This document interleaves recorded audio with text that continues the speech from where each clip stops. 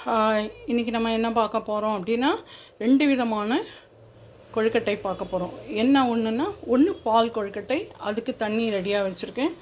இன்னொன்று வந்து அம்மணி உருண்டைன்னு சொல்லுவாங்க, அம்மணி கொழுக்கட்டைன்னு சொல்லுவாங்க. சின்ன உருண்டை, மினி உருண்டைன்னு சொல்லுவாங்க. பட் வந்து நாங்கள் அம்மணி கொழுக்கட்டைன்னு சொல்லுவோம். அது காரம் போட்டு பண்ணுவோம்.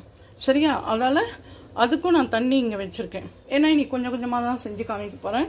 ஆல்ரெடி நம்ம வந்து தண்ணி வச்சுருக்கோம். எவ்வளோன்னா, இந்த டம்ளரில் நான் மெஷரிங் எடுக்கிறதால இதில் நான் இன்றைக்கி அரை டம்ளர் தான் வந்து மாவு போட போகிறேன். ஸோ அதுக்கு 1 டம்ளர் தண்ணி வச்சுருக்கேன். அதே மாதிரி தான் இதுக்கும் நான் அளந்து ரெடியாக வச்சுருக்கேன். இந்த பக்கம் பால் கொழுக்கட்டைக்கு வந்து வெள்ளைப்பாகு, வெள்ளத்தை போட்டு கொஞ்சமாக தண்ணி விட்டு ரெடி ஆகிட்டுருக்கு இந்த பக்கம். ஓகேவா? இப்போ இது வந்து நம்ம சாதாரண பால் கொழுக்கட்டைக்கு ரெடி பண்ண போகிறோம். எந்த கொழுக்கட்டை நம்ம பண்ணுறதா இருந்தாலும் அந்த தண்ணியில் வந்து கொஞ்சமாக உப்பு எப்போவுமே சொல்கிறது என்னென்னா, ஒரு ஸ்வீட் செய்யும் போது கொஞ்சம் உப்பு போடும்போது அந்த ஸ்வீட்டோட அளவை அதிகமாக காமிக்கும். அடுத்தது இது வந்து அம்மணி கொழுக்கட்டை பண்ணுறதால இதில் கொஞ்சம் நிறையவே உப்பு போடலாம்.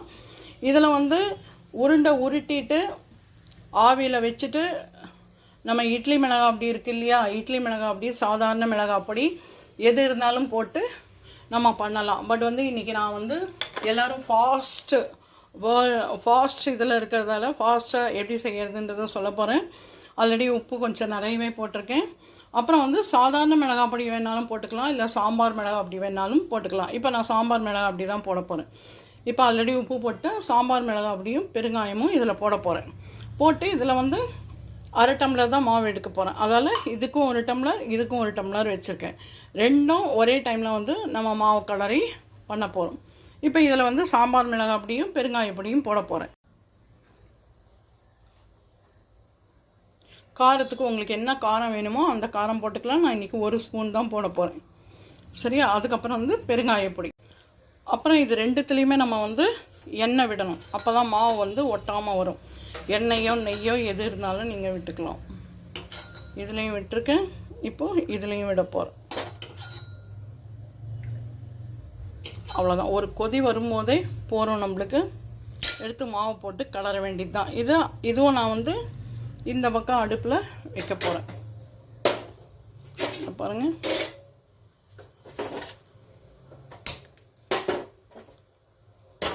இது ரெடி பண்ணுறதுக்குள்ளே இது கரெக்டாக ஆகிடும். இது கொதிக்க ஆரம்பிக்கும். இதில் நம்ம போட்டு கலரலாம். சரியா? இது அதுக்குள்ளே ரெடி ஆகட்டும். இந்த பாருங்கள், இதுவும் அதுக்குள்ளே பாக்கு நம்மளுக்கு ரெடி ஆகிடும், ஈஸி ஆகிடும். இதுக்கு வந்து நிறைய பேர் வந்து தேங்காய் பால் விடுவாங்க. பட் வந்து நான் தேங்காய் பால் விட போகிறதில்ல. எப்போவுமே நான் சொல்கிறது நம்ம வீட்டில் இருக்கிற பொருளை வச்சு பண்ணுறது தான். அதால் ஆர்டினரி பால் விட்டாலே போகிறோம். சூப்பராக இருக்கும், அமக்கலமாக இருக்கும். 2 ஏலக்காய் தட்டி போட்டுற வேண்டியது தான் இதில். அவ்வளோதான். சரியா? வாங்க இதை மாவு எப்படி கலர்றதுன்னு பார்க்கலாம். இப்போ தண்ணி கொதி வந்தாச்சு. இப்போ மாவை போட்டு கலர போகிறேன். இது சாதாரண அரிசி மாவு தான். இதை பாருங்க, அரை டம்ளர் எடுத்திருக்கேன். இந்த அரை டம்ளர் மாவு இதில் கொட்டி கலர போகிறேன். இப்போ இந்த தண்ணி கொதிக்குது இல்லையா, இதில் இந்த அரை டம்ளர் மாவை போட்டு கலர போகிறேன்.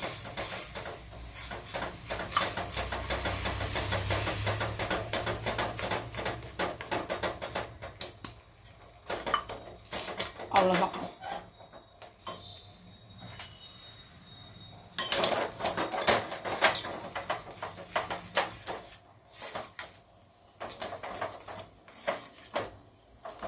இதை பாருங்க, மாவு கெட்டி ஆகிடும் அதுக்குள்ளே. இதிலே பாதி வெந்துடும் நம்மளுக்கு. அடுத்தது இது ஸ்ட்ரீம் பண்ண போகிறோம். ஸ்ட்ரீம் பண்ணால் இன்னும் சாஃப்டாக இருக்கும். இப்போ இதை தூக்கி இப்படி வச்சிடலாம், கொஞ்சம் ஆறட்டும். அடுத்தது கார கொழுக்கட்டைக்கு சொல்லியிருக்கேன் இல்லையா, அதுக்கும் நம்ம வந்து மாவு போட்டு ரெடி பண்ணிடலாம். ஆல்ரெடி இது கொதிக்க போது. இதே மாதிரி இந்த டம்ளரில் அரை டம்ளர் மாவு போட போகிறோம்.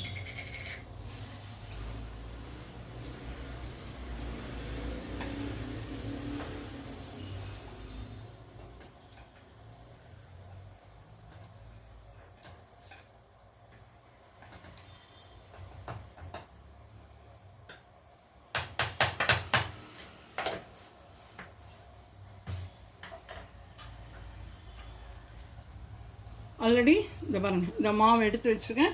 இந்த மாவை நீங்கள் வந்து இது தண்ணி கொதிக்குது இல்லையா, கொதிச்சோடனே இதை எடுத்து கீழே இறக்கி வச்சுக்கோங்க.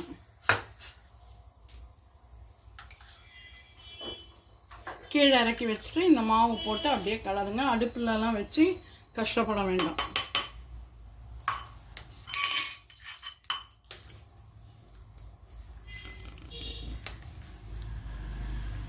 அவ்வளோதான்.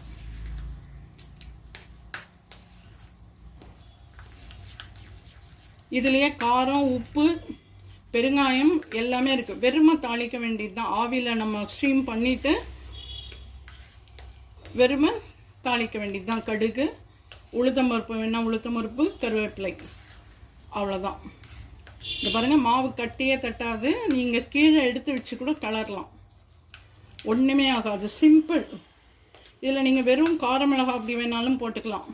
இல்லை அந்த மாதிரி ப்ளெயினாக பண்ணிட்டும் ஆவியில் வச்சுட்டு இட்லி மிளகாய் அப்படி, அதாவது கடுகு, காஞ்ச மிளகாய் போட்டு கருவேப்பிலை போட்டு இட்லி மிளகாய் அப்படியே மேலே போட்டுடலாம். இல்லை சாதாரண மிளகாய் பொடியை நான் இப்போ இதில் சாம்பாருக்கு நம்ம கொதிக்க வைக்கிற மாதிரி கொதிக்க வச்சுட்டு இதில் போட்டிருக்கேன். இதுவும் ஆறட்டும். சரியா? ஆறுனா தான் நம்மளுக்கு உருண்டை நல்லா வரும். ஆயில் விட்டுருக்கிறதால ஒட்டாது மாவு, உங்களுக்கு நல்லா க்ளீனாக வெந்துடும். வேகலையேன்னு கவலையே பட வேண்டாம், சூப்பராக ஆகிடும். இதுவும் இருக்கட்டும். கொஞ்சம் நேரம் வந்து ஹீட்டு இது ஆகட்டும். இந்த பக்கம் வந்து பார்த்திங்கன்னா இதில் வெல்லம் ரெடியாகிருக்கு. வெல்லம் பாகு ரெடி ஆயாச்சு. இதை வந்து நம்ம ஃபில்டர் பண்ணி எடுத்துக்க போகிறோம். அவ்வளோதான். நல்லாயிருக்கும். ஆனாலும் ஒரு தடவை ஃபில்டர் பண்ணி எடுத்துகிட்டு நான் காமிக்கிறேன். இதை வந்து குட்டி குட்டி பால்ஸாக நம்ம உருட்டிட்டு ஸ்ட்ரீம் பண்ணி இட்லி தட்டில் வந்து ஸ்ட்ரீம் பண்ணி எடுக்க போகிறோம். இந்த உருண்டையும். சரியா? வாங்க பார்க்கலாம். இப்போ வந்து ரெண்டு கையிலையும் ஆயில் அப்ளை பண்ணிக்கோங்க. பண்ணிவிட்டு இந்த மாவு பாருங்கள், நல்லா ஒட்டவே ஒட்டாது. நல்லா குட்டி குட்டி உருண்டையாக இந்த பாருங்கள், இந்த சைஸ்க்கு உருண்டையை உருட்டி இட்லி தட்டில் ஆயில் வந்து அப்ளை பண்ணி வச்சுருக்கேன். கொஞ்சம் ஆறணுன்னு உருட்டுங்க, இல்லைன்னா கை சுடும். இந்த மாவுலேயே நம்ம வந்து இடியாப்பம் கூட பிழியலாம், ரொம்ப நல்லா வரும்.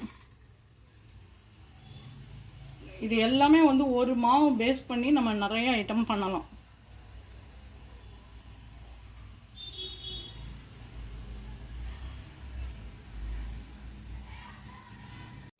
இப்போ பாருங்கள், இது சாதாரண பால் கொழுக்கட்டைக்கு வச்சுருக்கேன். இது கார கொழுக்கட்டை, அதாவது சாம்பார் மிளகாய் அப்படி போட்டிருக்கேன், பெருங்காயப்பொடி, உப்பு, அவ்வளோதான்.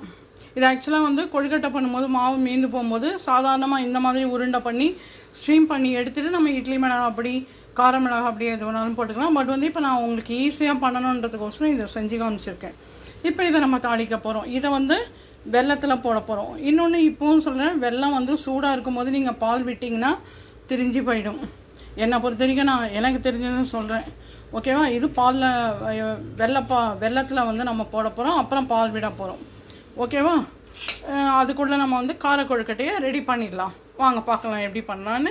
இப்போ இதில் ஆல்ரெடி எல்லாமே இருக்குது, வெறுமை நம்ம தாளிக்க போகிறோம், அவ்வளோதான். இதை மார்னிங் பிரேக்ஃபாஸ்ட்டாக கூட நீங்கள் செய்யலாம். மீதி இருக்கிற மாவு நம்ம கொழுக்கட்டை பண்ணுறத வந்து கொஞ்சம் திருப்பியும் ரீஹீட் பண்ணிவிட்டு கொஞ்சம் வாட்டரை ஸ்ப்ரிங்கிள் பண்ணிவிட்டு தெளிச்சுட்டு இடியாப்ப குழலில் போட்டு இடியாப்பம் மாதிரி கூட நீங்கள் பண்ணலாம். சரியா? இப்போ வாங்க தாளிக்கிறத பார்க்கலாம். இப்போ ஆல்ரெடி இப்போ ஸ்டவ்வு பற்ற வைக்க போகிறேன்.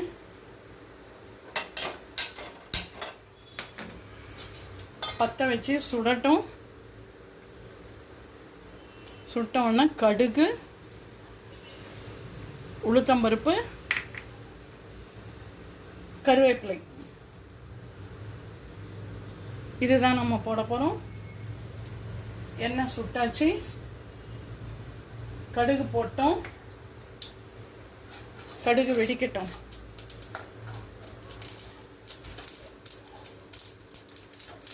இப்போ பாருங்கள், கடுகு வெடிக்கிறது. அடுத்தது உளுத்தம்பருப்பு. வேணா ஒரு மிளகா கூட போட்டுக்கலாம். ஆல்ரெடி நம்ம மிளகா இதுலேயே போட்டிருக்கோம். ஈவினிங் ஸ்நாக்ஸ் டைமில் கூட இதை செஞ்சு சாப்பிட்லாம்.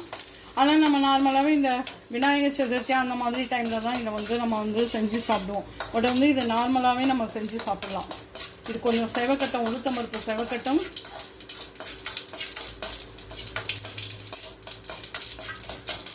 அவ்வளோதான். இதை போட்டு அப்படியே நம்ம திரட்டி எடுக்க போகிறோம். ஆல்ரெடி நம்ம வந்து மாவை சுட தண்ணியில் போட்டு கலரி இருக்கோம். அது மட்டும் இல்லாமல் வேக வச்சு நம்ம எடுத்துருக்கோம். அதால் நம்ம பயப்படவே வேண்டாம், நல்லாவே வெந்திருக்கோம். அவ்வளோதான். இதை அப்படியே நம்ம வந்து இன்னொரு பாத்திரத்துக்கு ட்ரான்ஸ்ஃபர் பண்ண போகிறோம். இதை பாருங்கள், நல்லா கிறிஸ்பாயிடும். கிறிஸ்பாக வேணால் எடுத்துக்கலாம், அப்படி இல்லைன்னா அவ்வளோதான், தாளிச்சாச்சு இறக்க வேண்டியதான். இதில் நீங்கள் கொத்தமல்லிலாம் இன்னும் நிறைய போட்டு சாப்பிட்லாம். என்கிட்ட என்ன இருக்கோ அதை தான் நான் இன்றைக்கி செஞ்சு காமிச்சேன். இதுவே உங்களுக்கு டேஸ்ட்டாக இருக்கும். பெருங்காயம் இருக்குது, மிளகாய் அப்படி உப்பு எல்லாமே இருக்குது. அவ்வளோதான். இது ஒரு பவுலுக்கு வந்து ட்ரான்ஸ்ஃபர் பண்ணிட போகிறேன். எவ்வளோ குயிக்காச்சு பார்த்தீங்களா?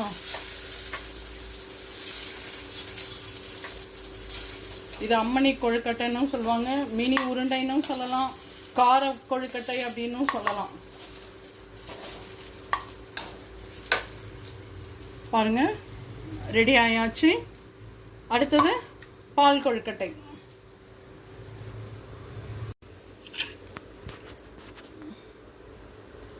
இப்போ அடுத்தது வந்து ஸ்வீட் பால் கொழுக்கட்டை. ஆல்ரெடி நான் வெள்ளை பாகு எடுத்து வச்சுருக்கேன். அதில் நம்ம ஆல்ரெடி இதில் வேக வச்சுருக்கோம். அது மட்டும் இல்லாமல் ஸ்டீம் பண்ணியே நம்ம எடுத்துருக்கோம். அதால் இதையும் நம்ம இதில் போட்டுட்டு நல்ல ஒரு கலரி விட்டுருங்க. சரியா? நல்ல கலரி விட்டு அதுக்கப்புறம் இது வந்து இப்போ சூடு கிடையாது, ஆர்டினரி டெம்பரேச்சரில் தான் இருக்குது, மீடியம் டெம்பரேச்சர். இப்போ இதில் வந்து நம்ம பாலை வந்து மிக்ஸ் பண்ண போகிறோம். இந்த பாகுலேயே நம்ம வந்து ஏலக்காய் எல்லாமே போட்டிருக்கோம். இப்போ அடுத்தது பால் எடுத்து விட்டோம்னா பால் கொழுக்கட்டையும் ரெடி ஆகிடும். ஒரு நிமிஷம் இந்த பால் எடுத்து விட்டுடலாம்.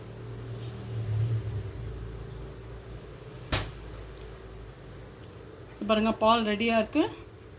பாலையும் இது உள்ள எவ்வளோ வேணுமோ அவ்வளோ எடுத்து விட்டுக்கலாம். விட்டுட்டு இதை நீங்கள் ஃப்ரிட்ஜு உள்ள வச்சுட்டு சாப்பிட்டீங்கன்னு வச்சுக்கோங்களேன், சரி டேஸ்ட்டாக செம்மையாக இருக்கும். எவ்வளோ ஈஸியாக பண்ணலாம் பால் கொழுக்கட்டையும் கார கொழுக்கட்டைன்றதை பாருங்கள். இதே மாதிரி நீங்களும் உங்கள் வீட்டில் செஞ்சு பார்த்து சாப்பிட்டுட்டு, இதுக்கு தேங்காய் பால்லாம் வேணும்னு அவசியம் இல்லை, செஞ்சு பார்த்து சாப்பிட்டுட்டு எப்படி இருக்குன்னு சொல்லி லைக் பண்ணுங்கள், ஷேர் பண்ணுங்கள். இது வரைக்கும் நம்மளோட சேனல் பத்மாஸ் ஆல் இன் ஆலை சப்ஸ்கிரைப் பண்ணாதவங்க சப்ஸ்கிரைப் பண்ணுங்கள். இப்பவும் சொல்கிறேன், இதே மாதிரி டிஃப்ரெண்ட் வெரைட்டியான ரெசிபியோட உங்களை வந்து சந்திக்க போகிறேன். இதே மாதிரி அடுத்த ஒரு vlogல உங்களை மீட் பண்ணுறேன். பாய், டேக் கேர், தேங்க்யூ.